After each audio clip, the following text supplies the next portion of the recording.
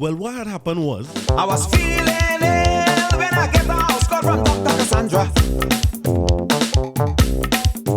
But she gave me pain and my whole body feeling better than ever. She gave me one injection in my midsection, I didn't have to pay. Then she gave me something and tell me swallow fever gone right away. One injection in my midsection, I didn't have to pay. Then she gave me something and tell me swallow fever gone right away. when you're coming back. So when you're coming to give me a medicine, Be quiet, boy, I'm your doctor. I come here to make you better. when you're coming back, Sandra, when you're coming to give me a medicine. Be quiet, boy, I'm your doctor. I come here to make you And better. she I'm your doctor.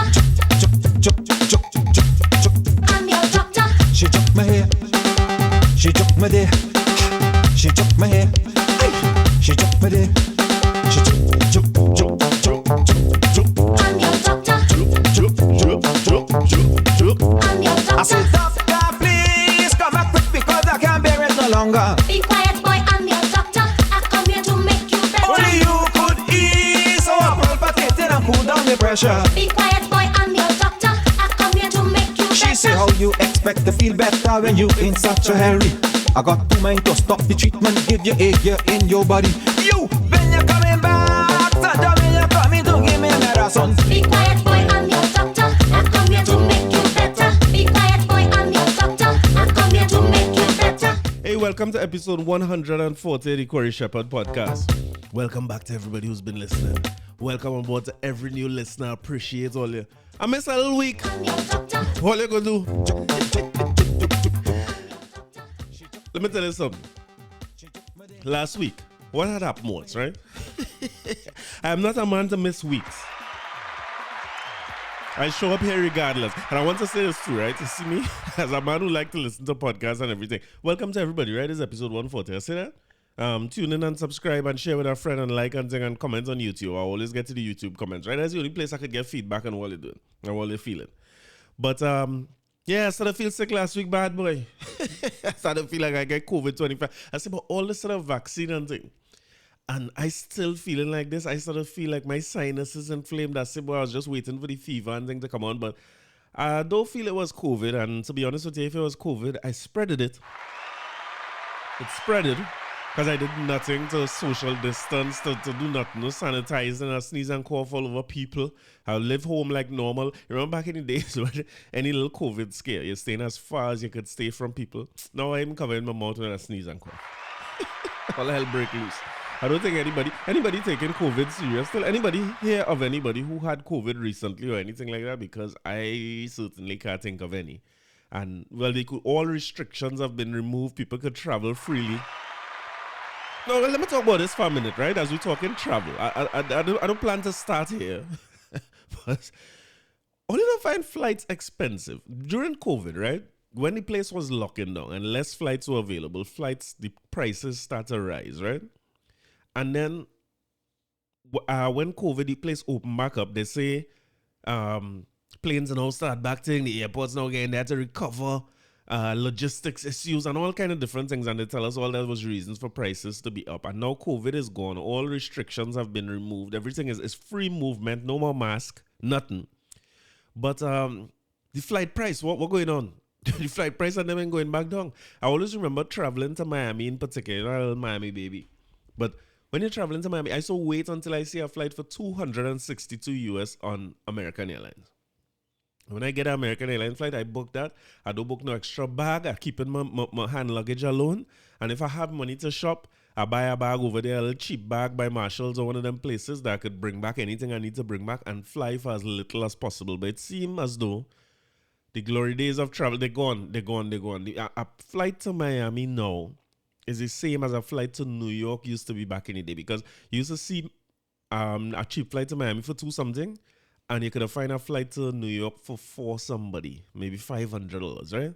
No, the flight to Miami is at 500. So I'm going to do a lot of staycations. I want to go to Asa, right?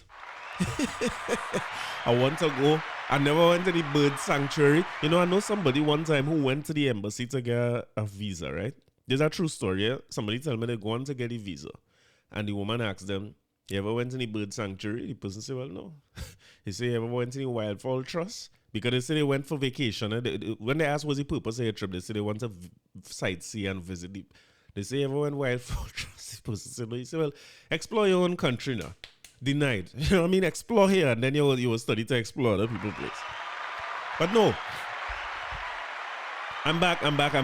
We're back to regularly scheduled programs, as people would see every Tuesday morning. Salute to all the people who like to tell me I throw off the Tuesday morning. And as I said, as a regular podcast listener, I know how it feels when you get up on a morning on the day this thing's supposed to come out and you refresh, and nothing come out.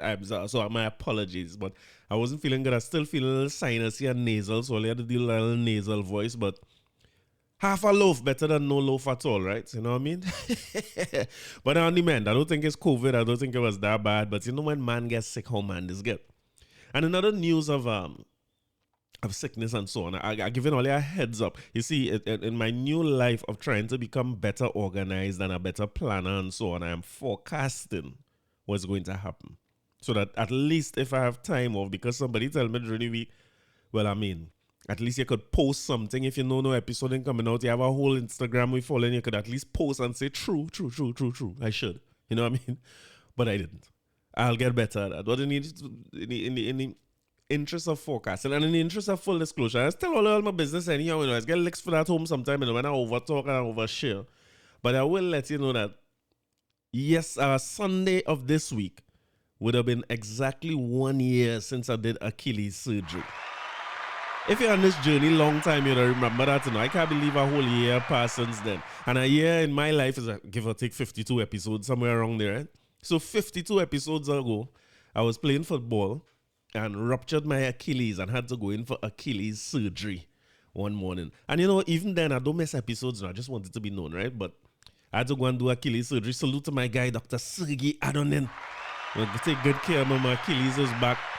And for anybody who ever played football with me, they know that this right foot is full of goals. It's full of goals. This had to go in some kind of, it have a Smithsonian down here or some kind of thing. So it had somewhere they could put this when it's done now. And I really regret as a youth, I didn't save all the boots that I had. Because them boots could be under glass somewhere with the amount of goals. No, 90% of the goals is tap-ins. But as I always say, I go and mistrap, I go and fumble, I go all kind of things going to happen. I go and score some cheesy goal and thing. But every now and again, I go and do something spectacular that go and remind you that you have to stay on your line. Don't get fresh with yourself. Something is going to happen. Always dangerous, always deadly. And thanks to Dr. Sergey Adonin. And salute to my guy, Dr. Dylan Thomas as well. Dylan name is Thomas, eh? Here, Thomas. Here. Thanks to them. Dylan recommended me to Sergey, and Sergey did the surgery a whole year ago. Imagine that, and I'm back playing football and everything. But I have to let you know as well that, unfortunately, with this whole year of recovery, I see Dr. Sergey last week and he said, how do you go back and do surgery again? Back to the cutting table. I'm frightened like hell, you know. I tell you, you know, I'm frightened because you see me, a doctor is a brutal man, and a surgeon is a brutal man. A surgeon could kill, you know. Because the way that man is cutting, and the amount of pain I deal with dealing with that surgery. So to just let you know if it was not a journey, right? This, at first, when he stitched back the Achilles and everything, it was good. It was healing as normal and stuff. But then it took a long time for the wound to heal because turns out in the end, I had a reaction to the stitches that he used, which for the average person, you're supposed to be able to put permanent stitches in your Achilles, stitch that back up, take all the top stitches or stitch back the skin, and you heal and everybody normal and you go back to scoring goals, right? But as my goal scoring record will show you, I am never average. It's never going to happen. Never average, never basic, never in the middle. So I fall in the 1 or 2% of people who always have reactions to them kind of thing. And he had to use a screw in the surgery too. So it turns out we had to go back for the screw. You know what I mean? Who don't like to go back for a little screw? You know what I mean? So that is the situation. That is going to happen very, very soon. So I was sick last week. I was gonna come on just to tell Oli, do a 10 minutes episode to tell Oli pray for me, because when man's sick, they just feel like they're going dead. But Oli pray for me. I'm going back under the knife. This man is going to inject me and cut me and thing. I can't take this. This is a lot of pressure, a lot of anxiety. Salute to the two people I want to salute up front. You see, my wife and my mother. Two of them has been right there with me, dealing with all the anxiety and the ups and downs. And when I like to make bad joke and tell them, do I take the whole foot, you know what I mean? Cut from the hip down. They like to tell me, don't say that word strong and them kind of thing, you know what I mean? So I'm not going to say nothing like that. I'm going to go into this brave. I will let you know. And if all you hear from me next week, everything went well, but I'm just recovering, right? Everything went well, but I'm just recovering. I was going to make a bad joke, but I don't see my mother getting vexed. I see it, I hearing it, I feeling the vexed energy. When I go and make the joke, I go and make. So I wouldn't make it. But when I own. I have a new strategy for when I miss episodes. When I own, and I like to pay my debts. I like to pay my debts very, very early. I don't like to owe all this, because it is called. And one thing I appreciate the listeners for before I jump into this episode as well is that people is call and message with little how you going, boy? How you feeling? Everything good? I just checking on you and things. Salute my guy Naldo from the App 868 podcast. Naldo is always check on me. Anytime you see I miss an episode, man, like Al. Anytime I miss an episode, they say, you good? Everything cool? But behind the cool and thing, it's about what going on? What is this situation? What happened? So, do you see the Owen? I can't take the Owen. So I shall make sure that I square off all debts. You get where I'm coming from? Was all debts. But then we talking about doctor and thing already, right? So if we're in the doctor vein, you don't find us fair that that we talk about the great Dr. Rowley? The great Dr. Keith. Where's call him now? Where's call him? Dr. Keith Christopher Rowley? I don't know how to refer to him, I want to be very, very respectful to people, you know what I mean? When men earn what they earn, I like to, and I will say this, right? A part of my stance on this issue is the fact that as a very young age, as a child, I never used to do so good in school. School is always difficult for me. I had to tell all about a new venture going on to right now, right? But school was always difficult. I have a hard time reading, as you know. Reading out loud is damn near impossible. You all would not believe how many times I delete the things I read out loud. When you listen to the things I read and you hear how it come out, just know that that is about the 5th or 6th take. So the rest was worse than what I come out with. I have a hard time reading out loud. I always remember in standard 1, I had a teacher named Mr. Noel. And they used to make it read out loud. And them days, I bite my fingernails now, right? Hard habit to stop. And as a child, I used to bite my lip, like the inside of my lip. I don't know what it's called, like gums or whatever. I used to bite my lip a lot. And my lips used to bleed. I used to be in a kindergarten called Kimps, right? Inside in Newtown area.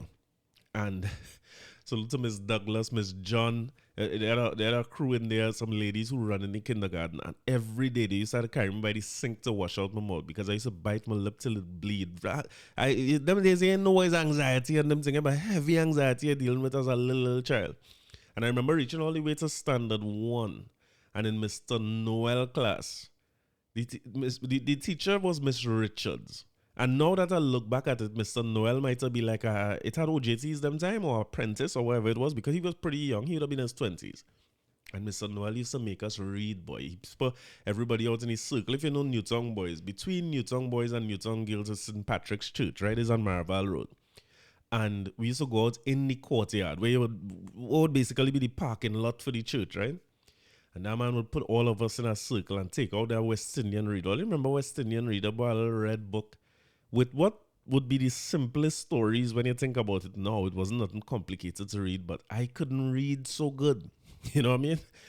So I remember going and tell my mother, in confidence to her, I come home and tell my mother I'm afraid reading. I didn't know how to verbalize it. I said, but me afraid reading. But Mr. Noel is a man, you could get licks when you go and you read and you're fumbling and you're reading right. You know what I mean? Them they still have licks on your hand. I day my mother also concerned, I suppose, for your one child coming to school right by that same courtyard, you know. In standard 1, how old is in standard 1? He was 6 or 7 years old, and you think, how was it? And she come to talk to Mr. Noel. Well, boy, frightened like hell when I see my teacher and my mother talking. And when she leave and thing, he come back in the group. He say, Corey, Shepherd Bad, come. And I go on in the middle of the thing. He say, so I understand that you're afraid reading, boy, and the class start. Well, when he said that, I thought his licks immediately, but the whole class started to laugh. I was a little nervous laugh and think, but I'm afraid reading since then. And reading things, like reading passages and them types of things, hard for me. I have to read things over and over and over before. Like I would read one paragraph, move on to the next one, and not remember what the first one was about.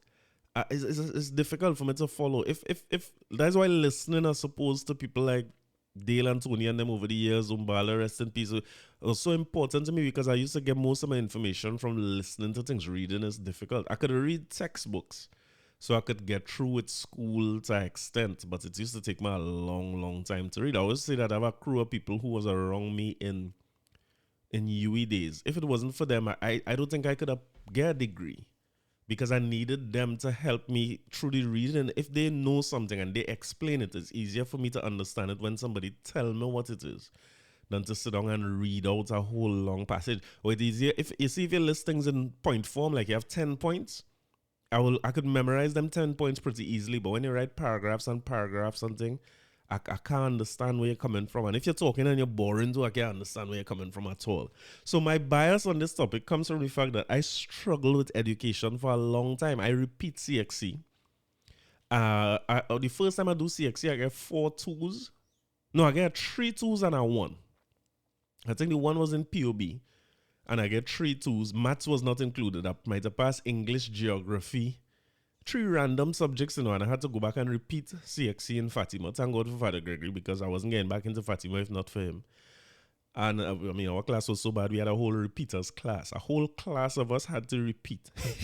Usually Fatima take 1 or 2 repeaters and put them with the boys who coming up to Form 5. They will put you in between them boys, like 1 or 2 people, and you go to one of those classes. We had a class called 5 R's for repeaters. It's real men repeating. And some of my best friends, like Damian Pantin, Adam Bossier. No, Adam didn't repeat. Adam repeat, I can't remember. But one of the men who repeated me is a fellow named Shane Hussain, who come down here and helped me to set up this whole podcast and the camera and everything when I started doing video, And he's a super editor now. You can't find Shane, Shane and them no joke. It's top dogs.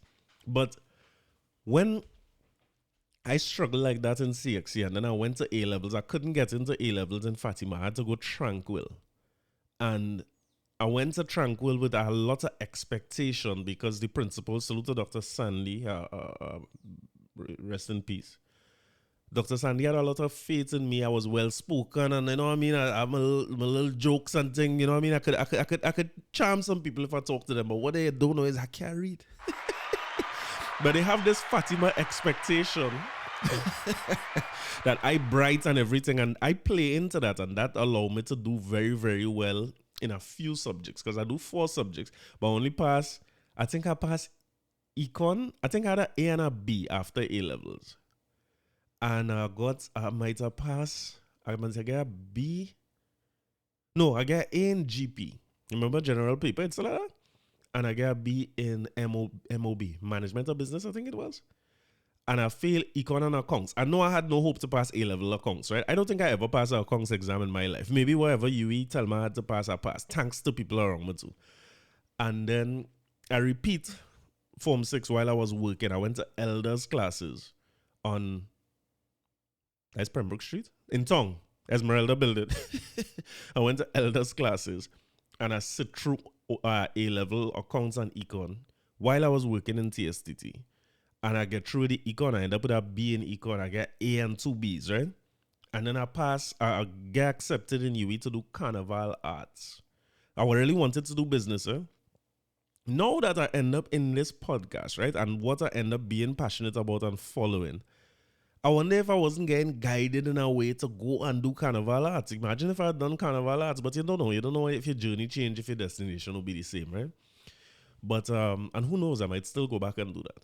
But I was determined to switch to, how they call it, business. As a matter of fact, no. When I passed A-levels the first time with the A and the B, I get into Carnival Arts, and I talked to Mama Lansing, and she said, best we repeat, you know what I mean? And when I repeat, I got into the government.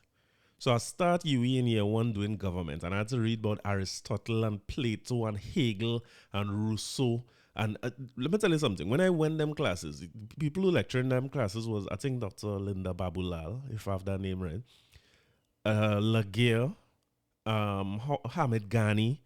I go into these classes and them men calling out philosophers' name like Hegel and Aristotle and Plato. I don't even know how to spell these men name. When them say Plato, I just write Playtow because I don't know how to spell it. Them days wasn't so Google friendly and them kind of things. So I just writing it down and thing. And boy, let me tell you something. I used to text salute to my guy Hinks. Now I was talking about this, and I used to be in them classes. And them classes have 100 people, and the library had 8 books.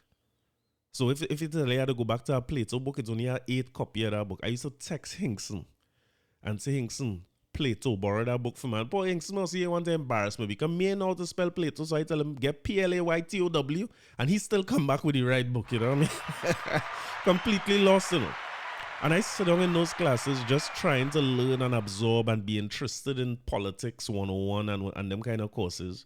And what is governance about and stuff. And let me tell you something, no knowledge is wasted either, you know, because I appreciate that knowledge now, but I could tell you I did not appreciate it back then. I had a rough time back then. And I had to get a B plus average in order to switch into management. Or in UE, once you have a B plus average, you could switch to any faculty after year 1, right? You have to do 10 courses in year 1 at that time. 5 in your first semester, 5 in your second semester. So what I was doing was I was doing 6 and 7 courses because I was doing the government courses that was required of me because I'm doing a government degree. But I was picking up 1 or 2 business courses as well. Even in the summer, I would pick up the business courses because I know I'm going to switch to that. So I'm doing them one time. And any electives that I get, I choose in business subjects.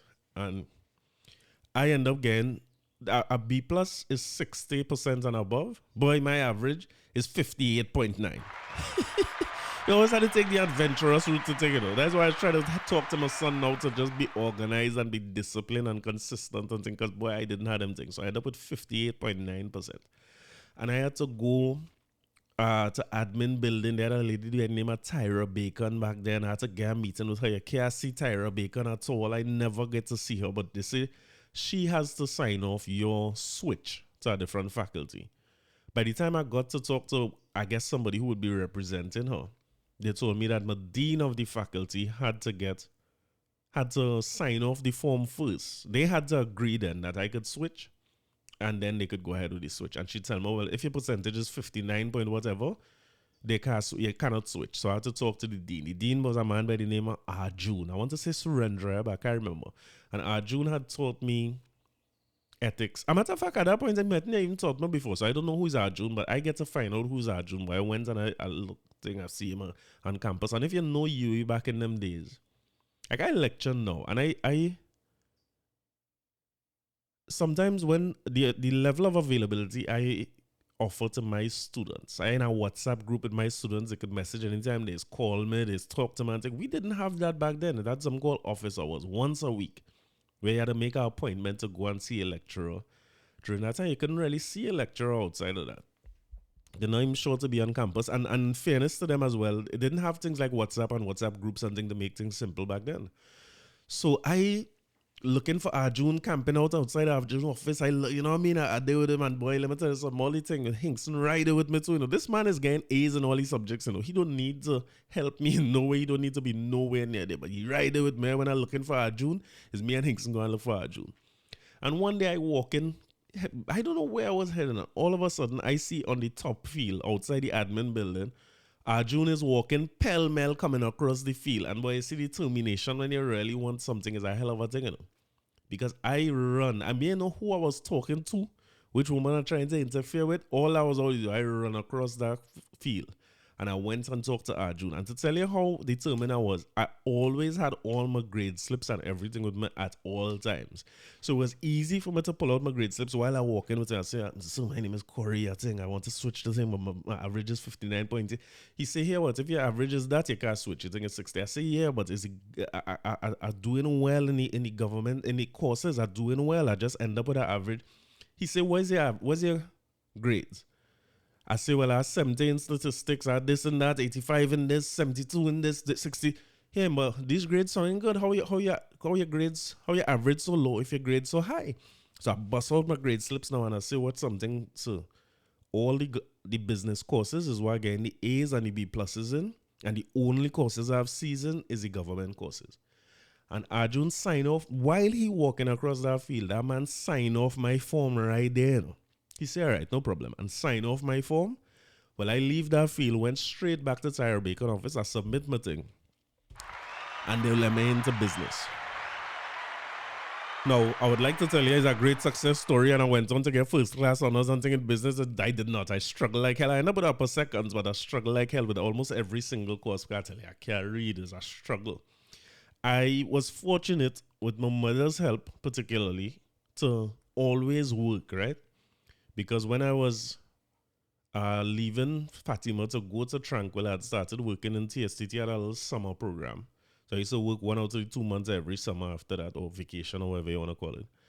I also worked while I was in UE. While I was repeating A-levels, I'd work for a year to repeat the courses I was working. Could be Park Street or somewhere. I mean, I started working when I was mostly 14 or 15. My first job was in Miss Judy's shop. Must be even younger than that, right? At the corner of Finland and where's called that street again, boy?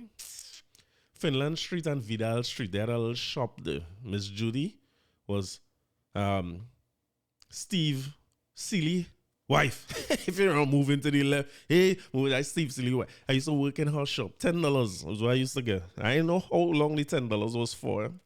Like, you work for real long, and every now and again she had $10. And to be honest with you, I had to do that for free. My second job was in the credit union. I used to get $200 a week. They used to pay me out of petty cash as a little OJT. Next job was TSTT summer program. $1,500 they paid me for a month work. When I was working doing the same thing, man, getting $6,000 and $7,000 for. I remember being an operator.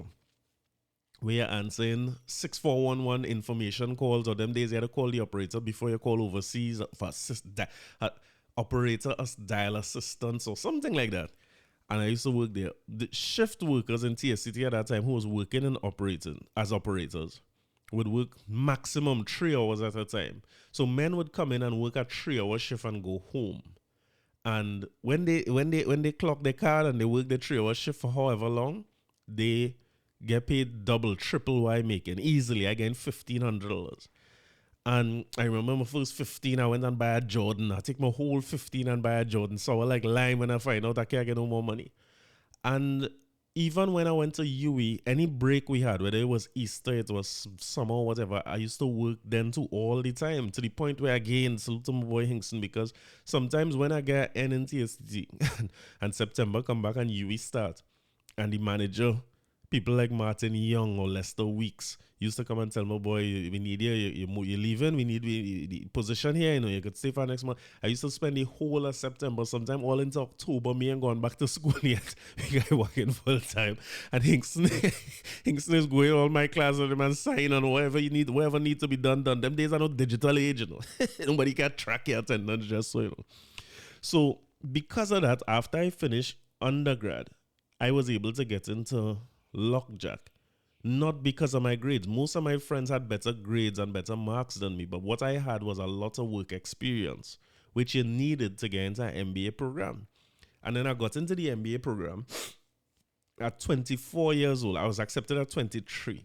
I mean, them days you feel like a big man and you could do all this, but when you look back at it now, that's a very tender, inexperienced, completely lost age to be starting an MBA. And as I say, is work experience that gave me the edge, because they had a whole big part to put in your work experience. And I was able to talk about working, when I was in TSC, let me tell you something, I work in customer service, I work in accounts receivable, I work in admin, I work as an operator. I work in a real place now. I work in the credit union. When I was in the credit union, I do all kind of filing. I do a filing for a week straight. And for next week, I see customers at the counter and things. So when you look at it, I was 23 years old with maybe 5 years working experience, and that might have given me the edge. I always remember when I applied with all my friends, I thinking, well, this is my crew who get me through the undergrad. And hopefully I get in because they guaranteed to get in. And when I go with them, I will pass. I will get through. Master's songing like a big thing to me, and it's songing impossible to do. But I know that when they get through, I will get through because them carry me through everywhere already.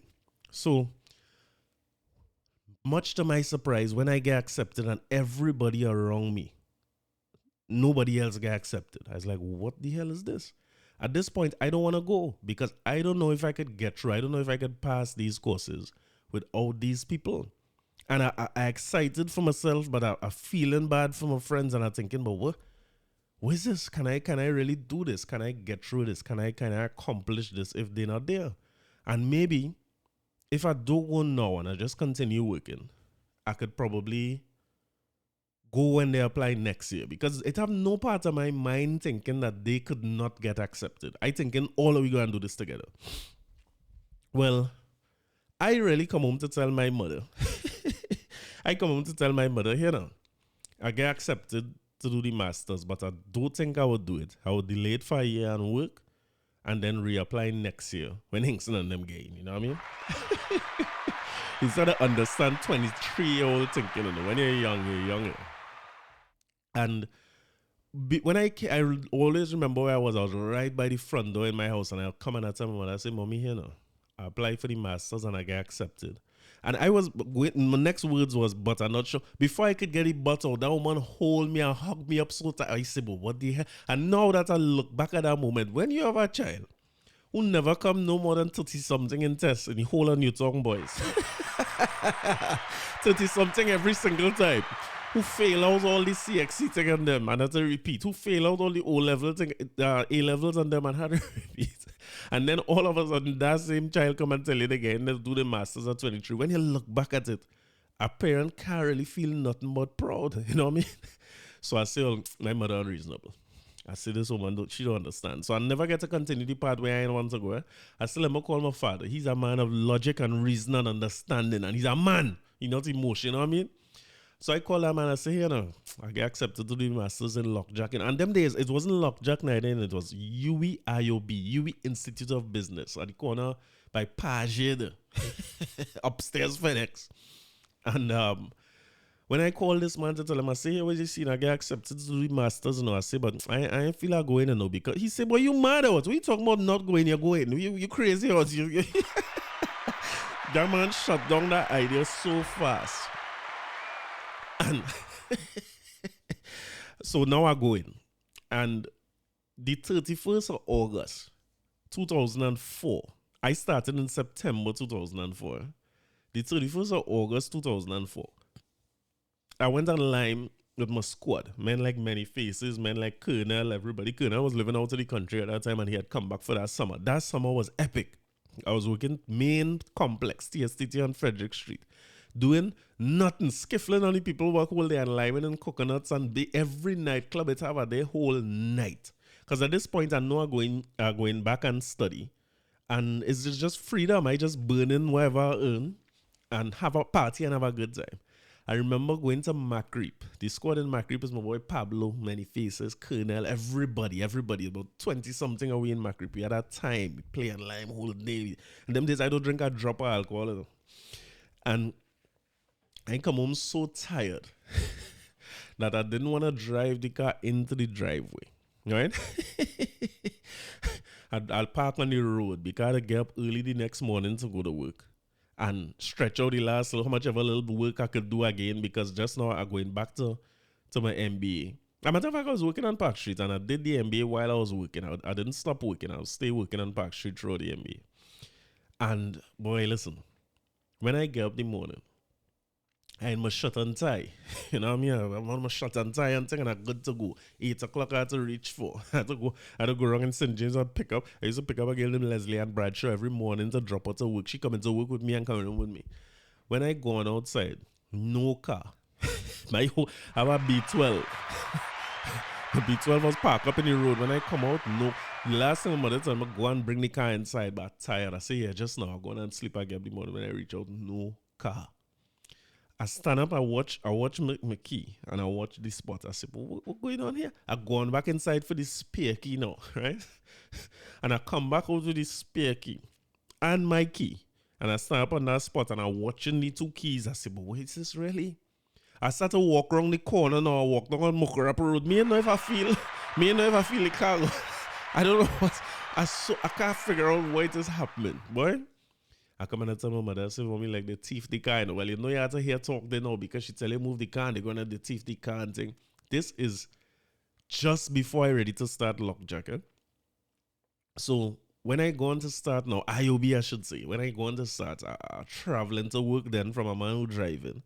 I had to try and work through lunch. Leave work at 3 o'clock. Walk from Park Street down to City Gate. Dive through Maxi window because you know City Gate this guy after work. And travel to Page. Take our next taxi now from in Page to reach up to IOB. And from go upstairs in IOB now and do orientation and all these kind of things. You know what I mean? A whole bunch of classes, 2-3 days a week, Saturday and Sunday, are traveling every day. And just like our Hingston and a crew in undergrad, I end up meeting up a crew in Lockjack. People who hear him talk about here before, man, like Japela Kai, my partner one. The guy Edmund Thompson. Ruth Philip Ballantyne, you know what I mean? You know what I mean? Linda and Nicole. This is now when you go to Lockjack on day 1, right? Or IOB at them times. He used to do an orientation session. If I'm not mistaken, Nan Ramgulam is the person who do that orientation session. And when she did this session, they did what you call a MBTI indicator. Remember them days? Myers-Briggs type indicator. When last you do one of them? And it's tell you whether it's a strong D. No, you have a strong D. It's a strong D or I or whatever the things meant, right? You have the dominant or whatsoever. I can't remember what I'm thinking. But when they do that, they then put people into groups based on your personality types and people who will work well together. And that group is your group for the 2 years of the master's program. Crazy, you know, when you think about it. But they select a group for you. They work out the thing. So they split up the room now based on the different people. And once the room was split up, they tell you to form a group. Well, this is how my group was formed. Because I travel, I run in late to the session. And I feeling bad now. Remember, it's 23. I'm completely out my comfort zone. When I reach downstairs, I traveling, but everybody in Audi and Benz and, you know what I mean? The cars, look, I am completely intimidated. I'm going back to biting the inside of my lip now.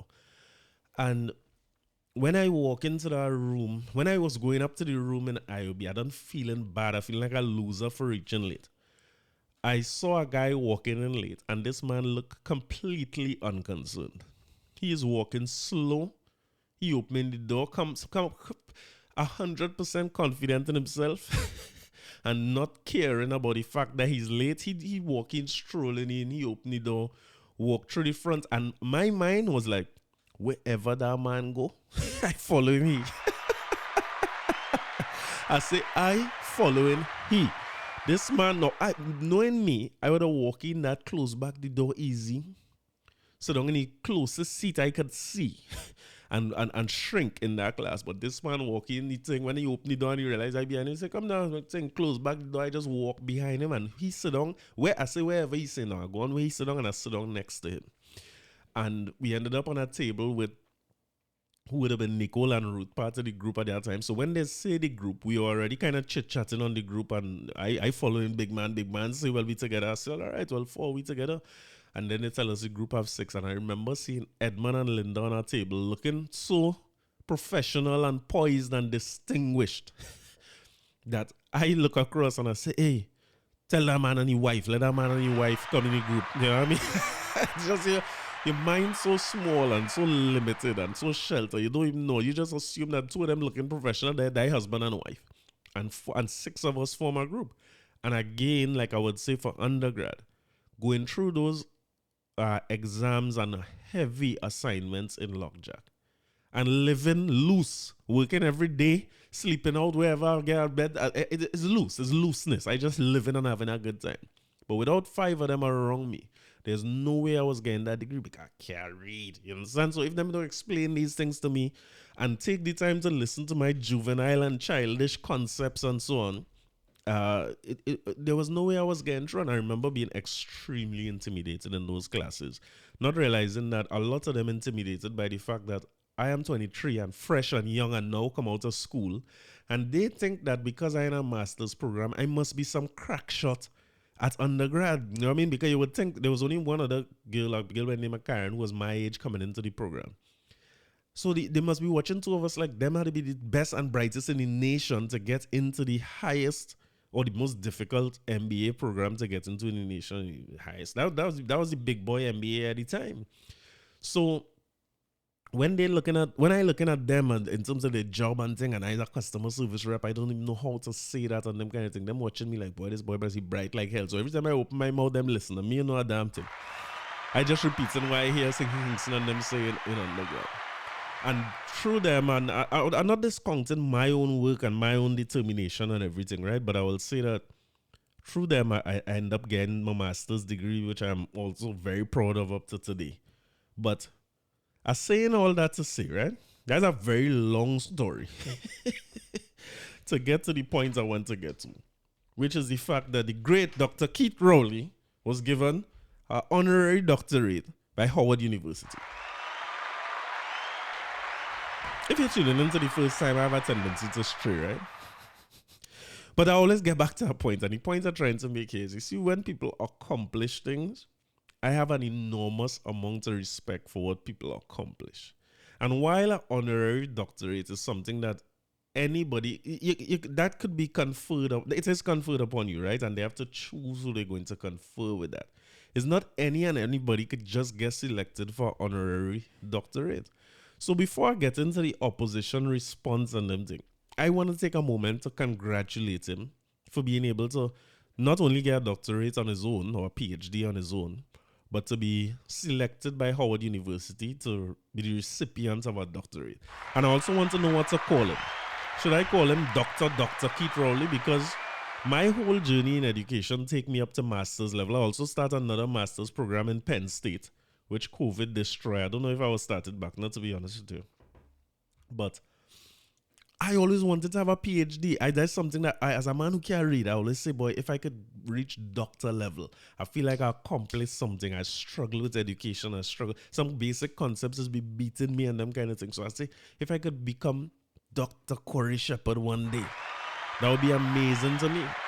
And whether I get that by reading for it, or going into a program where hopefully I could bounce up a next insulating group of people like Hinkson or JP and them who would have get me through them programs, I can't imagine how I would feel or how my parents would feel or my son would feel or my wife would feel if tomorrow I was able to get a doctorate. Whether I don't care if I earn it by studying for it and doing the papers and submitting. I have an aunt right now, salute to Auntie Therese, who is going through that process now. I admire it at her age and stage. Determination. We playing cat downstairs and she bringing some bacon saltfish for we to eat when we play with cat, but she going back up and beat book and study and figure out. And she not just figuring out the area of study that she in, right? Which I believe is education. But she know how to figure out whether it's Moodle or Canvas or whatever platform they're using, and how to do narrated PowerPoint and how to format is everything that she learning because she's doing a PhD in a different era. Salute to Dr. Charles. But that is something I would love for myself, and just the way I admire my Auntie Therese for being able to stick to that and do it. That is amazing accomplishment for me. I also admire people like Sparrow, people like Chalk Dust, people like Lord Nelson. Lord Nelson got a PhD, right? He got an honorary doctorate. I think so. I hope so. But you understand what I mean? People who are conferred a doctorate, you cannot look at something like that and say that the person didn't work for it. You cannot get that just so.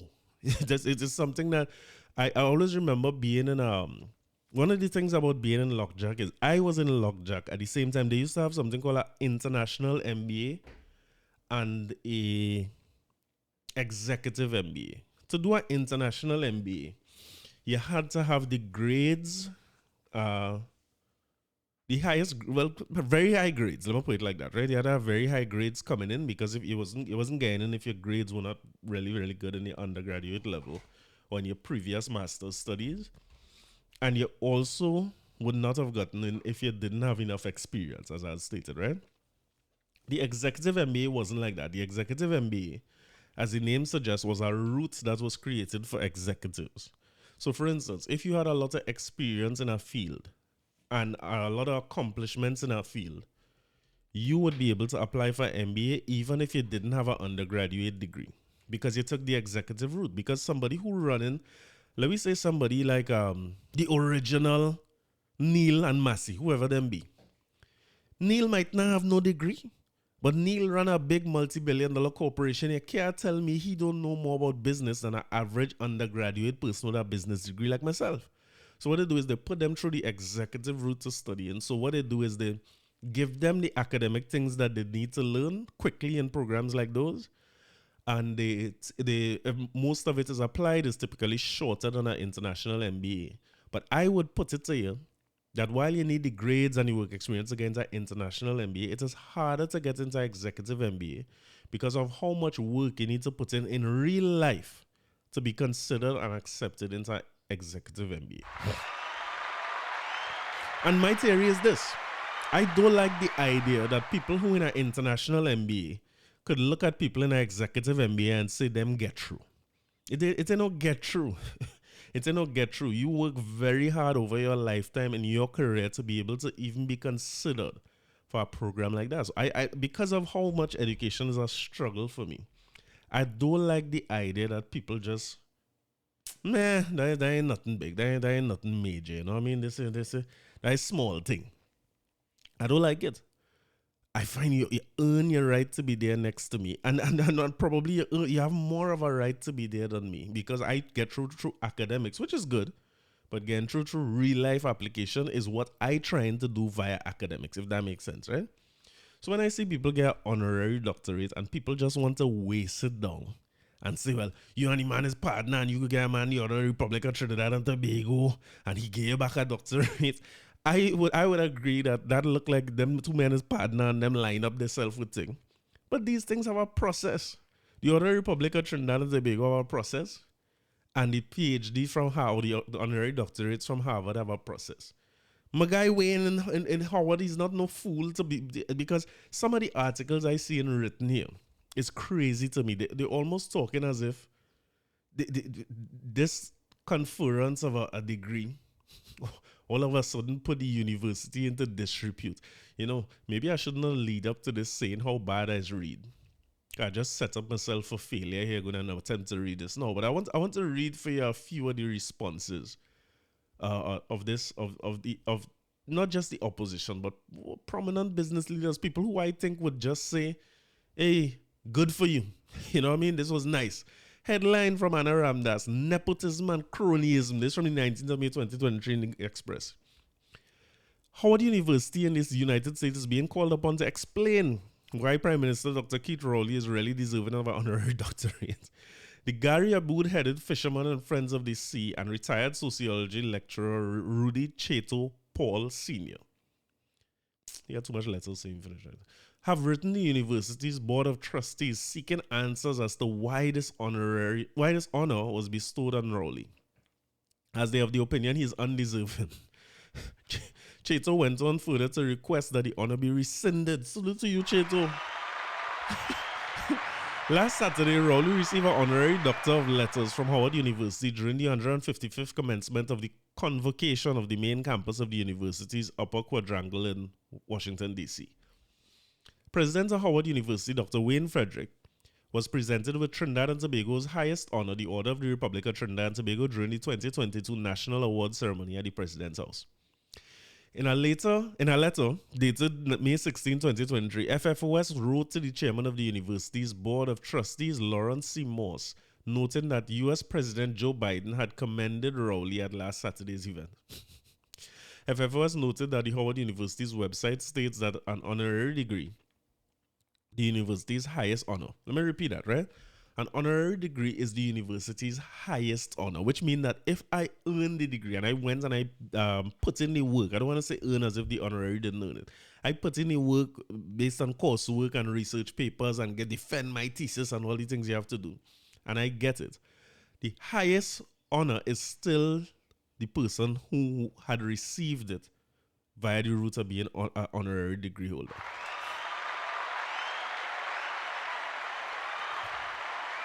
This is conferred on a selective basis and by recommendation of the Executive Committee of the Board of Trustees to distinguish individuals who merit special recognition for demonstrated achievements and distinction in a field of activity consonant with the mission of Howard University.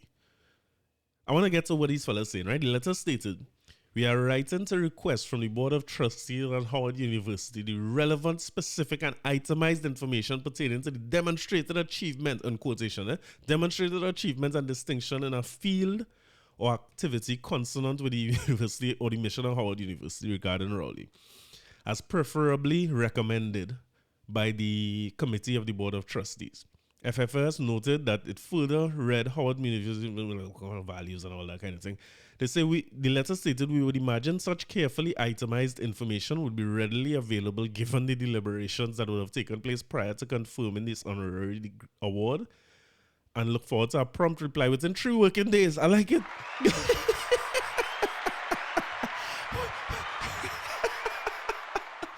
I wonder if they head up this letter, Fishermen and Friends of the Sea. This must have been enjoyable for them to get in Howard and the Fishermen and Friends of the Sea of Trinidad. Who are these guys? By letter dated Chato, retired senior lecturer in sociology, wrote to Harvard University criticizing the honor given to Rowley, saying that it reeks of nepotism and cronyism and is a total disgrace to many people of my nation.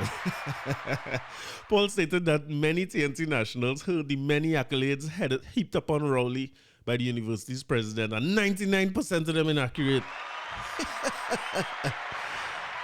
He added that it was apparent that Frederick and Rowley have a long-standing relationship, and pointed out that Frederick received the Order of the Republic of Trinidad and Tobago for reasons which are yet to be clear to citizens. I think that's a better fight for Chato.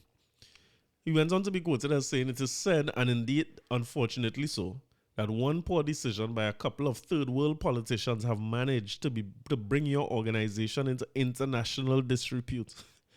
Chato, I want you to point to me anywhere in the international sphere that has brought Howard into disrepute based on its issuance of an honorary doctorate to Rowley. I want to go as far as to say I don't think anybody cares about this. The only people who care about this is PNMites who celebrating it, UNCites who hating it, and dunce people like me who wish somebody would come and tell me, I wish I could do enough podcast episode a day for somebody to come and say, Corey, we would like to, I don't care what institution it is. Me don't care. I don't care. It could be, how much institution I went. I went to Kemp's, I went Newton Boys, I went Tranquil. I want one of them come out there and say they gave me any kind of award, anything. I would be the proudest man alive. I'm putting that out into the universe. I'll call man and say, listen, you do so great in life. I want to give you an honorary doctorate or whatever is all your highest award. I accepting it with 2 hands. Me don't want too much a medal and them things. All the goal I score about, nobody never give me no trophy saying best goal scorer. You know what I mean? So anybody call me. I want to know where Chato could point to me that Howard University is in international disrepute based on the issuance of a degree to Keith Rowley. These fellas and them is special people. I would just like to play a song, right? I would just like to play a little song. Some of my songs have a lot to do with what I talk. Some of my songs have a lot to do with what I'm talking about, and some don't, right? You make sense out of this if you want.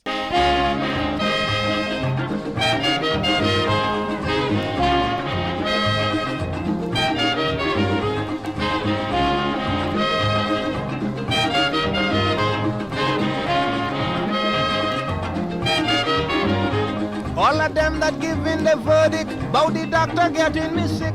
I don't know why they wouldn't mind the stinking business. Leave the man in peace. I say, leave the damn doctor. Look, don't get me mad. Leave the damn doctor. Why or is murder in Trinidad? Leave the damn doctor. He ain't trouble on you. Leave the damn doctor. The way do you do? Leave the damn doctor. Why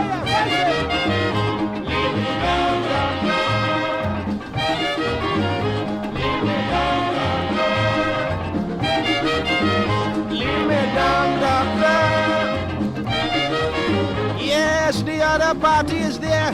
They can't handle their own affair. They stumbling with all the plan, still they harassing the blasted man. I say, leave me down, doctor. And don't get me mad, leave me down, doctor.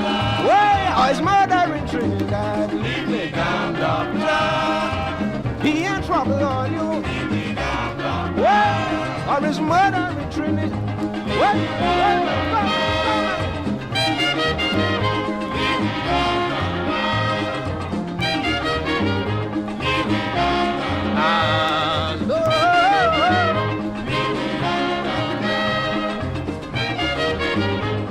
They're making so much confusion, but race riot in England. They should kick them from Scotland Yard. We have the same question in Trinidad. I say, leave me down, doctor. And don't get me mad. Leave me down, doctor. It's murder in Trinidad. Leave me down, doctor. Why say, he ain't trouble on you. Leave me down, doctor. Hey, where you do, you well do. Sing, sing.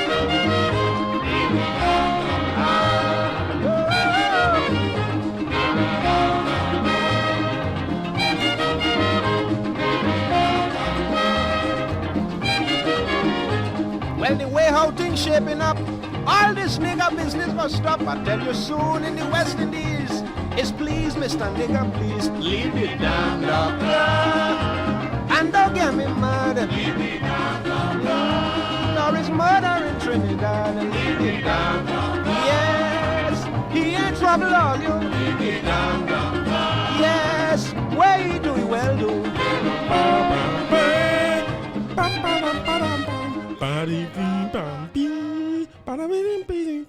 And you know, other than my very, very biased defense of this thing, right? Crime rate could be what it is. Man could be not doing a good job as the first man to come and bad talk rollers. But I'm glad for the man, and to be honest, I'm jealous. And I find when other people jealous, they must just say they're jealous too. But I guess a part of the life of the opposition is to discredit anything that could increase the favorable view of the party which they oppose so vehemently. But salute, and congratulations to Dr. Rowley on all seriousness on the honorary doctorate received by Harvard. If you and Dr. Wayne had a racket running, that between two of you, but I would love for somebody to call me and say, here was the scene, you have a thing to collect. You know what I mean? And while we're on that too, I want to salute to Baroness Flowella Benjamin, 73 years old. Again, information from Dominic Kalipasad, right? Who is as much a resource to this podcast as any other resource that I use. Trinidad-born Baroness Florella Benjamin, 73 years old, is the first woman from the Caribbean to be bestowed with one of the UK's highest awards, the prestigious Order of Merit. The long-standing Windrush supporter and former politician and broadcaster was presented with the honor by King Charles III during a lunch at Buckingham Palace on November 24, 2022. The award recognizes distinguished service towards the advancement of the arts, learning, literature, or science. There can only be 24 members within the Order of Merit group at one time, with some additional foreign members. They are a very small group of people who are honorary members of the award. The award was founded by King Edward VII, or is read Roman numerals, the 7th in 1902. Baroness Benjamin has dedicated much of her career to campaigning and supporting charities, including Bernardo's Sickle Cell Society and Beating Bowel Cancer. She has previously been honored and recognized for her charitable efforts and was specially chosen by Queen Elizabeth II to receive the award before her passing. So, salute to Baroness Flowella Benjamin. And she would have received that Order of Merit, and she was also present when what you call it, when the king come in. He's being inaugurated. What's the situation when the king roll in? All you know, me, I have my feelings about these king and queen and them kind of things. So I don't too much be into them, but I like that a Trinidadian woman was there present when the king get through. You know what I mean? So I want to salute to Flowella. And any little thing, you know, knighthood, Order of Merit, I bad talk these British people for a long, long time. And if they call me now for knighthood, I gone. Sell myself for silver. So I feel like Chato and Friends of Fishermen of the Sea, I hope only didn't ride the king and say that this woman ain't deserving and that something. But then again, she might be no PNM or nothing like that. So it might be worth writing that letter. So I'm moving on to talk about the great Calypso Rose. It's always a joy and pleasure to talk about her on this podcast anytime. And I saw an article this week from The Guardian. There's the foreign Guardian, right? The British Guardian. The headline, Shake Your Boom Boom. The return of the classic film capturing calypso's riotous brilliance. It is seen as the joyous rum-soaked music of Carnival, but it's so much more than that, as the one hand don't clap shows. We talked of the film star, the astonishing Calypso Rose, still thrilling crowds. One day I'll get that right, right? During the finals of the 1986 Calypso Monarch contest, the defending champion Black Stallion was hoping to beat rising stars David Rudder and Duke to keep his crown. Where did it go? One Hand Don't Clap, a beautiful documentary that captured the event, follows the competitors as they prepare to perform, but it is Cavery Cole but its director, Cavery Cole, doesn't seem hugely concerned with who wins. Her film, newly restored and released, is much more focused on two legendary Calypso giants who were attending the contest. Looking on from the sidelines, they reflect on their own lives, their triumphs and setbacks, and for their love of music. Lord Kitchener and his protege Calypso Rose are the film's unrivaled stars. Kitchener, given the name Alwyn Roberts, is possibly the most famous in Britain for his poignant, spontaneous performance of London is the place for me. When a Pathé journalist stopped him as he and around 500 passengers from the Caribbean disembarked from the Empire Windrush ship on June 22nd, 1948. The journalist poked a microphone in front of him and said, "I am told you are the king of Calypso singers. Will you sing for us?" I want to also say, right, that when they tell Kitchener, you are the king of she heard you are the king of Calypsos. Kitchener said, "Yes, I am." I wonder if I can find a little slice to play. Actually, I have it here. See if you can hear this.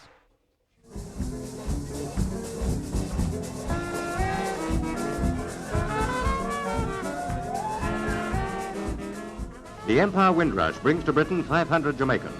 Many are ex-servicemen who know England. They serve this country well. In Jamaica, they couldn't find work. Discouraged but full of hope, they sailed for Britain.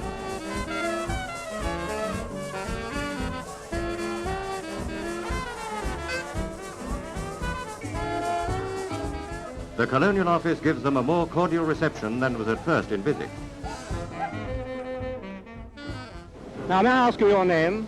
Lord Kitchener. Lord Kitchener. Now, I'm told that you are really the king of Calypso singers. Is that right? Yes, that's Well, now, will you true. sing for us? Right now. Yes.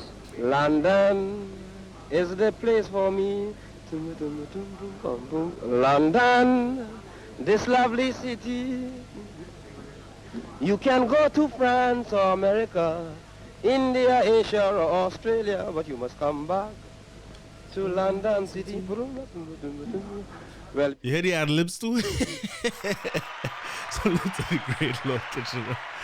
Tobago-born Rose, meanwhile, was the first woman to win Trinidad's annual singing contest, forcing organizers to ditch its Calypso King title and rename it the Calypso Monarch Prize. Kitchener encouraged her to sing and dance more freely on stage. That was the start of her career, when she was, as she puts it, skinny, real skinny like macaroni, and still inhibited by her Baptist minister father's warning that Calypso belonged to the devil. Rose's observation that one hand don't clap, a variation of It Takes Two to Tango, is a reference to the support that Kitchener gave her as she began to perform. Intertwined with shots of Trinidad preparing for the contest, with mile upon mile of silver and red fringed tinsel strung up and fluttering in the breeze. The interviews with these two older singers create a rich portrait of a genre they feel has been underappreciated internationally. All right, I'm not going to attempt to read no more of this, right? I just want to say that I came across this, and I've never heard about this movie before. I've never heard about this film. I'm not very good with film and them thing, right? I've never been to one of the film festivals. I've never seen any. So when people talking about local films and so easily able to point out all the different directors, like when you talk to Shane, who involved in local film festivals and so on, I just never been been a part of it, but I definitely want to find my way to check out One Hand Don't Clap and see what this documentary was about. Because that 1986 Calypso Monarch, to me, is the greatest finals there ever was. So I was surprised to find out that there's a documentary about it. Just keep in mind that they say now Stalin being the defending champion going into that and facing David Rudder, who would eventually won. We talk about that over the last 3 weeks, coincidentally. And the amount of contenders he would have had to deal with at that time is amazing. Scrunter had a big song about Rudolph Charles as well, not just Man with the Hammer, but Scrunter had one called I'm walking down by the savannah to check out the panorama. Biddy biddy biddy. And just as I was enjoying my stroll, I found a 10 glistening just like gold. Biddy biddy biddy. I pick her up and I say, someone pan get away. Approaching the savannah with this lost tenor. As he reach on the stage, the tenor gets in a rage. Master gone, he gone.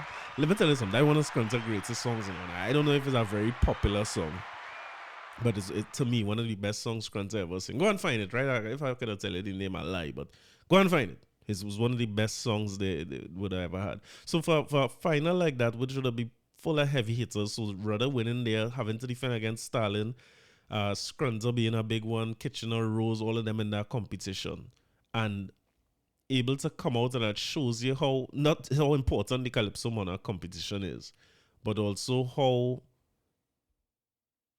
what Rudder really had to overcome to be able to win in a year like that. So I definitely want to find my way to figuring out how to find this documentary. I was looking for it and stuff online and I'm not seeing it. But it's something that I also want to get a little closer to in the film festival. Because now, salute to my guy Randir Sundar Singh. Now, I don't put this here in ink. Because for the longest while, Randir is very involved as a film editor and so on. And he sent me some work that he's done recently. But more importantly, Randir asked me to do something for him for a long time, right? And maybe if I put it here and I set it in stone, I'll force myself to get organized and get it done. Because I don't want to talk about the project too much here, but it is about Calypso. And because he realized I love Calypso and he had some recordings with some Calypsonians for a long time that he want to repurpose and use in film festivals, I have the opportunity to be on that. And maybe I need to stop playing the damn fool and get the thing done. But it's so much along the lines of this, you know. I can't on one hand complain because I used to always talk about like Monarch like 86. Why wouldn't that be captured and made into a documentary? I sit down on Netflix and watch people documentary whole day. And now that I have the part I have a part that I can play in one.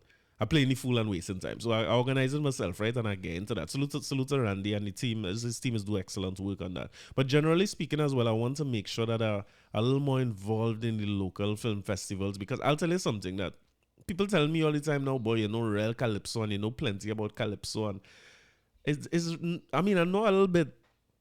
But what I could tell you is that a lot of what I've learned from Calypso is actually just reading YouTube comments under Calypsos. And when I read YouTube comments, I might do a little further research and sometimes message the people who post the video to find out more about the song. Sometimes message the commenters if I could get to message them on YouTube. 90% of the time, they don't respond. So I do have the places like When Steel Talks and inside the Calypso tent and the Calypsonians, people on Facebook who know about the culture, friends and family and so on that I would get information from. So it's really a lot of research that I do. So a part of my mission really is to just document a lot of this stuff so that anybody who looking for this way down the road in the years after we gone, they could find more information about our culture. And it don't, you know, too much things don't fall by the wayside. Too much of the work of our giants don't fall by the wayside is what I'm trying to say. Right? So salute to the filmmakers. I will be taking the movie in and I will get you some reviews. If I find out how to find it too, I will let it be known here and talk about it so it's easy for everybody to find. Now as I'm talking YouTube comments, right? As I said in the beginning of this episode, one of the best ways for me to get feedback on what I'm doing or not doing here is for the YouTube comments. once the YouTube comments flowing, I read all of them and I respond to as much of them as I respond to all. It's not that much, right? So I just respond to all of them when people put comments. But because of that, I have a lot of people who would usually just tell me, okay, I say this wrong, or say, feel free to correct me. And I ain't really thin-skinned. I don't tell you my whole business. I just tell you everything about me. So if I say something that wrong, or it didn't come across good, it come across offensive, or if you just want to add to the discussion or help inform me, and I might show up uninformed and talk about something that out of time. And like, salute to everybody who called me and tell me the last thing I was talking about, the fella and the relationship, was actually a fellow who's do spoof videos. Salute to him. So that kind of information is always useful for me, and I hear every week. So whatever is said, I could always fix when I come back. I'm doing this every week, and I intend to do it every week forever and ever. On episode 140, that's 140 of 14,000. So that's just 10% of where I want to be at this point. So how much math song though? Hinkson. I ain't think my math's right. It's a small percentage of where I want to be, right? So feel free to jump in there and comment and just let me know. But there's a YouTube commenter that I want to get to who had some very kind words for me and a request. And when people requesting, I want to make sure that we get to it, even if we miss a little episode here and there, which don't really happen, or even if Tuesday turn into Wednesday or Thursday. I think it's important and fair that we get to the people who have requests. What do you say? So in that vein, I want to get to a commenter and salute to everybody who's been commenting. I appreciate the comments genuinely. But this is from Gail Gomez. I'm reading it, I'm selling it how she said. She's selling it this way and I'm selling it just so, right? She said this broadcast has been the best thing that has happened to me since I left Trinidad over 2 decades ago. If Rowley and them could get accolades and things, I read them on damn accolades. No, don't feel no way. No, I read them on accolades. She said one day I hope to meet you in person and tell you how this broadcast has changed my life. Anytime. I'm the easiest man to find. I'm embarrassed by how decency and gratefulness no longer exist in my country. I suppose that must have had something to do with what I was saying on that episode. This was the comments on the last episode called Date Night, right? That's episode 139. She said the young girl was showered with affection and she belittled him and he humbled the man. Gail, sorry, because it really wasn't, the thing wasn't real. Apparently the story about the woman who went on the $200 date and complained about it was real. But this man was just doing a spoof. He's a fool just like me who making fun of the thing, right? So that was Gail's comment. Actually, that wasn't the comment I wanted to read. No, the comment I wanted to read, boy. I think this is it. She said, I really love you. I take my accolades, what the hell? And she always keep me company. But she said, there's a request part here. She said, please do a podcast on ungrateful children. Many parents who brought their children to the USA are experiencing this muck. I was in the closet about this. It's time I get the news out. Do you have a calypso on this? Now, let me tell you something, Gail. I hope you don't listen with your children. Because I do have a calypso on this. And the children might be vexed. I didn't give you no warning or nothing like this. And I had this to do for a few weeks now. But it's you who come in YouTube comments to say your children blasted and ungrateful. So I do have a few comments about this, right? Because you see me, I'm very, very, very grateful to my parents. As in any other child, I had times where I ain't like my mother, I ain't like my father, I ain't like how they move with me, I ain't like how they talk to me and thing. You know, you're vexed like hell, you don't want to be wrong them. I suppose every child will grow up through the rebellious stage. And I can tell you as a parent, I don't have the experience you have because my son is only 10. So he's still a little bit around the mother and around me a little bit. Once the mother around, he don't be around me too much, right? But he's still, you know, like a childish. And when I say childish, I mean still very much attached to his parents. His favorite people now is his Uncle Johnny and Uncle Stefan and Auntie Christine and Nana and that's his unit there. He just know them or know us. But I could see the little traits coming in where he's starting to get independence and he have his 2 little friends, Luke, Darian and Tristan. They'll be playing football together and you know what I mean? Finally the man interested in some football. I used to think I would have a son who never play sport all. And you know, let me tell you something.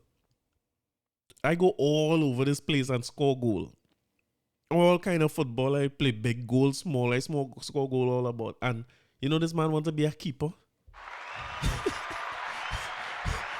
It's the first sign of rebellion I see him. Because how you go want to be a keeper? It's embarrassing for me. Anyway, he's still small out. I seen the little traits developing where he looking for his independence, and you had to go through them rebellious teenagers. And I could tell all them, me ain't ready, you know. I don't know, some of all they have bigger children and all they went through this before and thing, but I ain't not ready for the lock yourself in your room stage and don't talk to nobody, and they only come out to eat and they moving left, and I don't know how to deal with that. I don't feel like you're gonna be able to live here, you know, because if you're moving that kind of way with me, time to move out. I know if I could deal with that. I had to get my own ego in check before I reach that stage.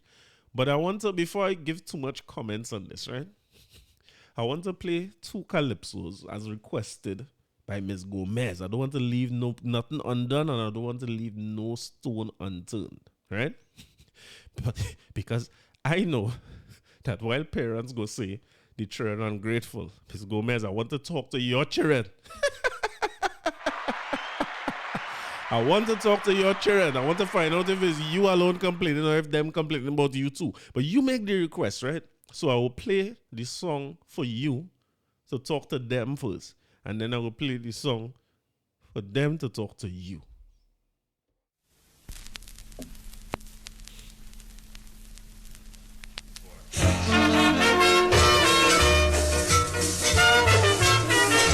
Yes.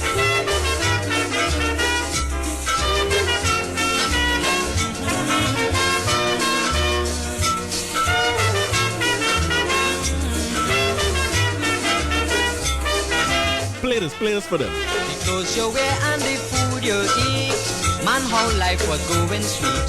You went to school and you learn a lot since you was a tiny tot. So please do not forget, I say how all these things you come to get. Since you was in your cradle, your mother and your father was responsible. Remember when you couldn't even walk? Remember when you couldn't even talk? I say remember who used to wash your clothes for you, who used to wipe your nose for you, who used to hug and kiss you. I say remember who used to change your diaper, who used to find your supper. Don't forget was your mother and father.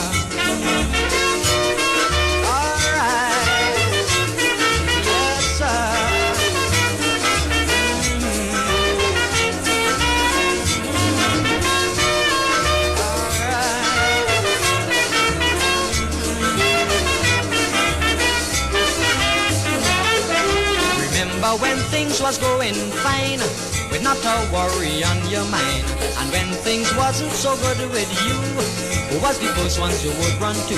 So how could you forget? And up to now you can't pay back yet. Try from now till forever, you could never pay back your mother and father. Remember when you couldn't even walk? Remember when you couldn't even talk? I say remember who used to wash your clothes for you, who used to wipe your nose for you, who used to hug and kiss you. I say remember who used to change your diaper, who used to find your supper. Don't forget your mother and father. It have some fathers ain't good at all. Oh Lord. Never mind you when you was small, but never mind how your father bad. You shouldn't take it on too hard. Try to understand what would be your position. If wasn't for your daddy, you would never have a dear mommy. Remember when you couldn't even walk? Remember when you couldn't even talk? I say remember who used to wash your clothes for you, who used to wipe your nose for you, who used to hug and kiss you. I say remember who used to change your diaper, who used to find your supper. Don't forget was your mother and father.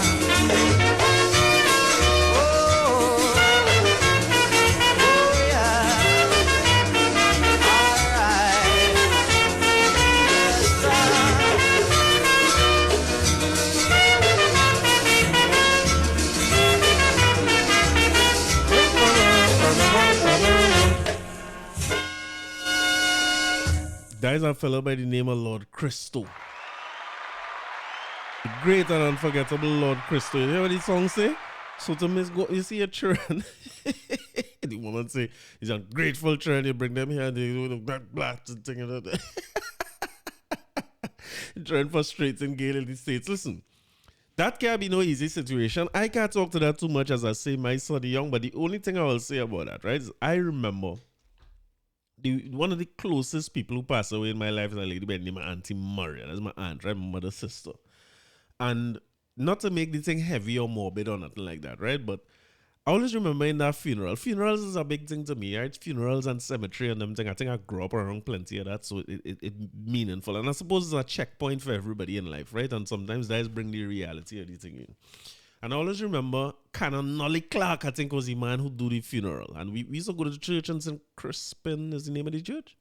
We used to go to church there. She used to go to church, and my grandmother, all of us used to go to church there and thing. So Father Canon, you call him? Canon Nolly Clark, he know the family, he know us.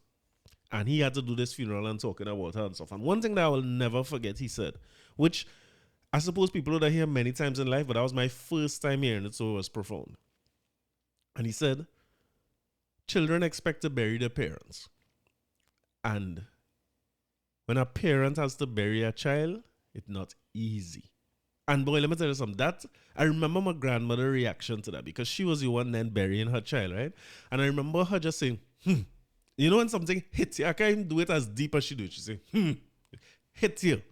And I kind of try to live in a way. Now, me a perfect, so I can't preach to nobody. I don't ever try to do that. All I do is talk about my own experiences on this podcast. And as a little youth them times, I must be in my early 20s them times. And I just never forget that statement because at that point in time, I didn't really put together the fact that, wait, no, this is my aunt and this is my mother's sister. But you're not really realizing there's a parent burying a child. Because somehow in my young mind, I used to think like, at a certain age, you stop being somebody's child. But your parents, I think your parents will see you as a child regardless of what it has happened. So the same way I telling you about when I reach them and I tell my parents about the masters and thing and they're both their reactions. I could also tell you about both their reactions when I go and do surgery. I mean, it's not life-threatening, it's minor stuff. But both of them very, very concerned. I'm 40-something years old. I find me and my father the same age. I beat him like a dog in room every week, every chance I get licks. But it's still a father, them watching you. I don't know if you could not see you as a child, and I going through that now myself. Like I don't know if Zachary is 40-something, he tell me doing that, so I could be worried as if I'm a child regardless of where it is. So I just leaving that with you, right? I mean, that's something for you to ponder yourself. I know this is something you would have talked about before, but I just try to live in a way where I understand that anybody you're dealing with could be the last interaction. And I'm wondering if it's worth it. Whatever the conversation is, whatever the issue is, I wonder sometimes, is this conversation worth having? Is this a fight worth having, whatever it is? I remember another fella by the name of Jason Lacroix. A little vocal on Facebook and thing, right? So I always, a friend, I know him in real life, but I also follow his posts and thing. And I remember him when his mother passed away. And one of the first things he talked about when he talked about his mother passing away, I remember our cousin by the name of Gabby, when her mother passed away too. Both of them spoke about the phone ringing. Renata Lowe is another person like that who associated that too. Friend who is so good in TST, she say, you know, you talk to your mother all the time, but then you ain't seen the phone ring. The phone can't ring when they call again. And none of those things really profound or anything, but they sit with me because it's just stuff that I just never thought of. It's like, cool, that's true. It's just hold me. So I try and interact with people like it's the last. So all the ungrateful, you try and grateful and you bring them there and think, boy, that yours, yes. That your turn. I don't know what could be worth it with your children. I'm not sure if it's adult children you have or if it's young children, but work out your thing with your children, man. And what I want to play this calypso for too is because sometimes when them parents talk about the children as ungrateful, it's them parents who wicked and they'll treating the children and them things. So I want to play this too, in case you put the children to listen, like if the children is the problem. I'm playing this just in case you is the problem.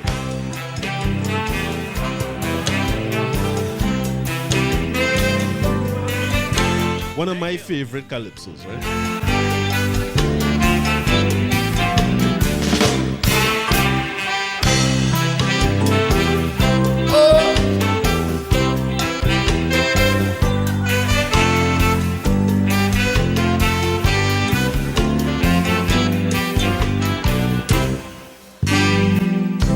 It is really sad to tell you about the child days that bring on. You may say I'm mad when I tell you about the child days I really had. My mama have 5 children, I'm the better looking one. As you all could see, she used to beat me just like if I was her son. One day Granny said to she, don't beat Mama Bobo, don't beat Mama Bobo. Granny tell she, I warn you already, like if you want to spoil the child. Guilty, you done make the picnic, and now you're beating it like you crazy Betty. I love him a lot, he is the prettiest grandpa that I got.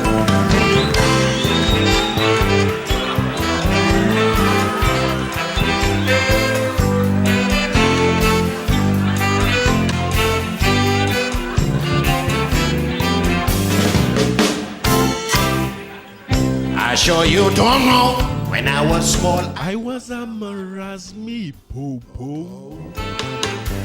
Jigger in me toe, and a big head that really had me could grow. Yes, my mama used to let me sleep on the floor. From my head to my toe, it cover with sore, because I was the best looking child among the rest. My mommy wanted to kill me with bless. Don't be Mama Popo, don't be Mama Popo. Granny tell she, I warn you already, like if you want to spoil the child. Guilty, you done make me picnic, and now you're beating it like you crazy Betty. Please hear what I say, Mama Popo go mind you someday. Oh, oh, oh.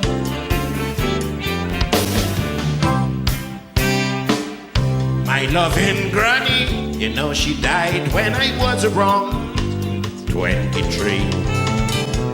And my dear mommy, the thing that she done to me, friends, I forgive she. If I only hear my mommy had hurted she. It's I who gone and called the doctor already. Don't mind she used to treat me like she going out she had. The love for my mother will never dead. Don't be Mama Popo, don't be Mama Popo.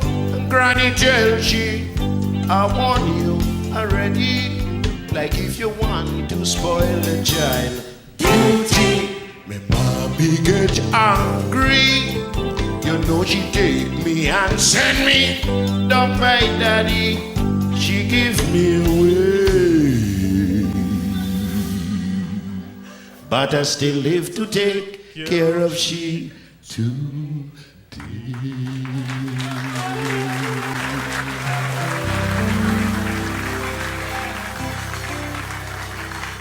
You hear how to write Kaiso, boy?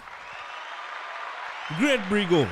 Don't get too much better than that, right? So Miss Gomez, whoever, all your sort out all your thing, you know what I mean? Don't let them trying to frustrate you. Any cold. Wherever you is, if it's cold, it's supposed to be heading into summertime now. Is to enjoy the summer and thing and enjoy yourself and enjoy life. Because life's short, you know. It's only a one to live.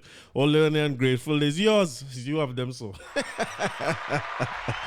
Jokes. Listen. Again, out of here, you know, I'm done with this episode. I'm going to put my signers down to rest. And in the spirit of the doctor on this episode and the fact that I headed back by the doctor soon, I want to leave all you with one of my favorite calypso about a doctor. It had Dr. Cassandra. It have Kitchener have a few about doctor. Matter of fact, I might leave you with two. Now that I think about it. But this is from a man by the name of Lord Canary. And the name of the song is Dr. Beckles.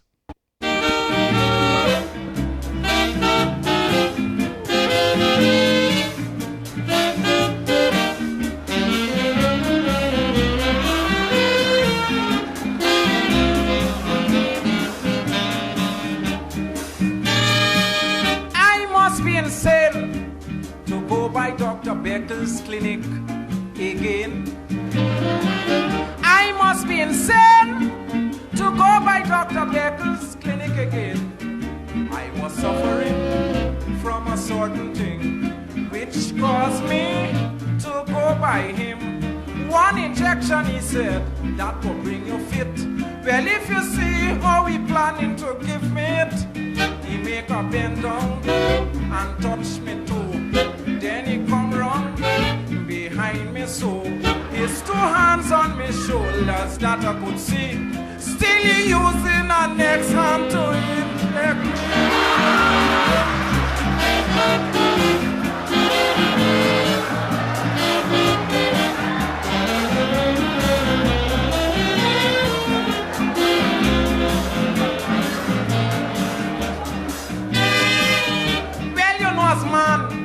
How a fellow does respect them big physicians,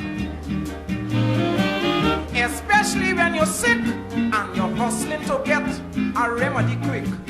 So I try hard not to be too rude. Yes. Like if in his job I want to intrude, I said, Doc, don't vex, I beg you don't fret. But I never ever see a man with 3 hands yet. You make a bend down and touch me too. Then you come round behind me so you 2 hands on me shoulders that I could see. Now it's which hand you're using to inject me.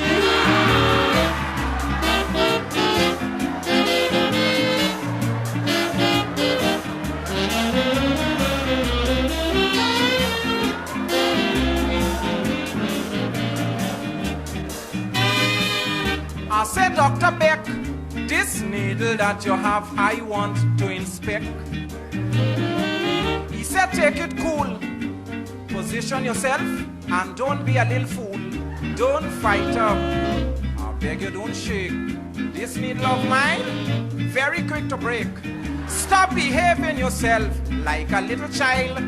King Fighter does take this thing with a smile.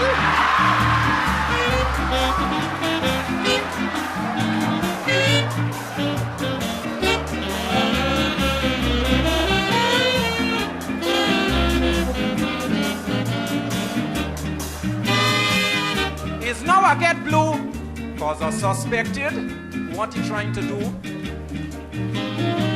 So I make to shout, he says, shh, what the fuss about?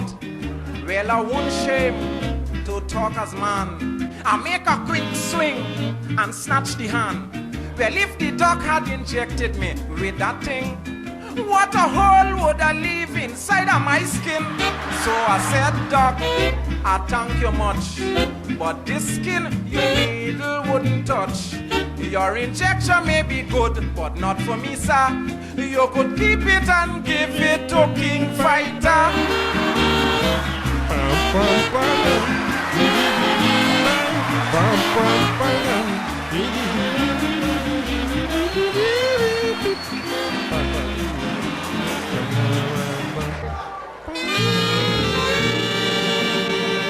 Kaiso, me tell you something. I gonna talk to you next week Tuesday, bright and early, as with every other week. So listen, enjoy a little week. Trinidad and Tobago, for the people here, we have a little yellow warning and all these kind of things. Stay safe and stay dry.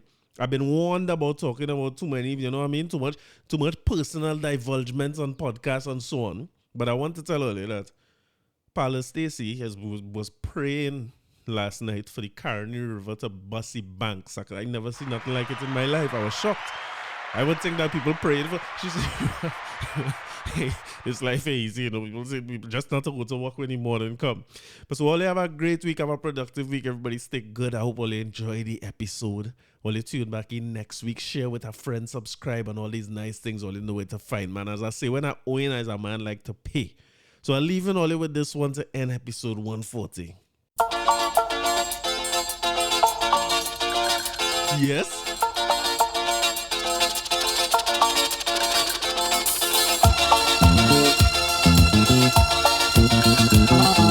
Hey, you know this intro longer than most songs they make today?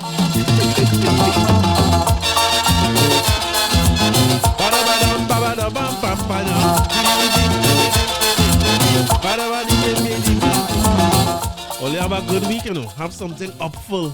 Have good thing to do this week. Look forward to plenty. I'm looking for good positive energy this week too, Because if I had to go back under the knife, I want good positive energy from everybody.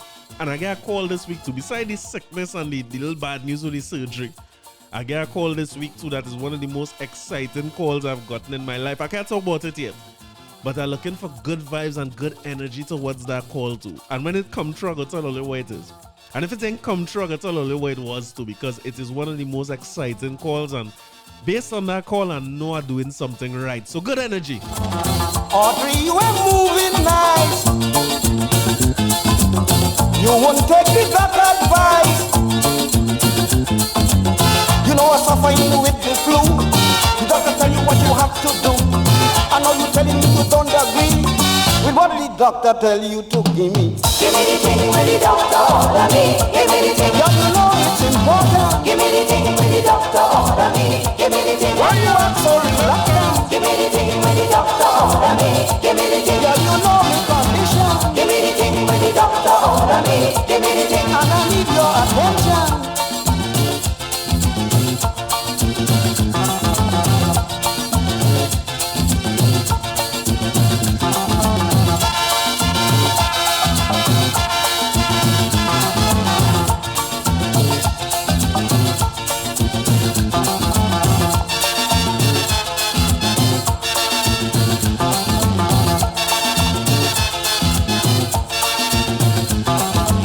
Audrey, girl, I want to know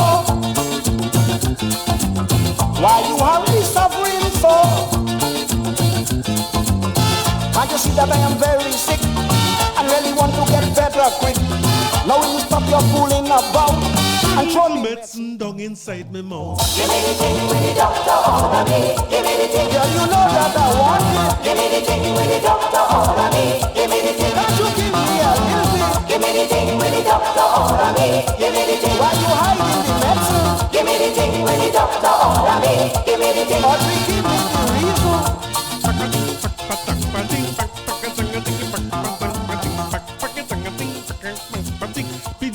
Diggy, see you all next week.